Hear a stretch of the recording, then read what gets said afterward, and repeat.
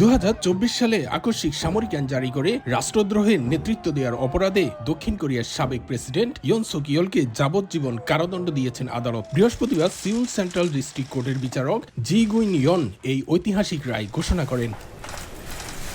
আদালতের পক্ষ থেকে জানানো হয়েছে, দক্ষিণ কোরিয়ার ফৌজদারি আইনের বিদ্রোহের নেতৃত্বের শাস্তি তিনটি: মৃত্যুদণ্ড, সশ্রম যাবজ্জীবন অথবা বিনাশ্রম যাবজ্জীবন কারাদণ্ড। আদালত বিভিন্ন বিষয় বিবেচনা করে ইয়েলকে যাবজ্জীবন কারাদণ্ড দেন। রায় ঘোষণার সময় সাবেক এই প্রেসিডেন্ট অত্যন্ত শান্ত ও নির্বিকার ছিলেন। কোনো ধরনের প্রতিক্রিয়া দেখা যায়নি। তার আইনজীবীদের দাবি, এই সামরিক আইন জারি প্রেসিডেন্টের সাংবিধানিক ক্ষমতার বৈধ প্রয়োগ এবং জাতীয় সংকট সম্পর্কে জনগণকে সতর্ক করার পদক্ষেপ ছিল।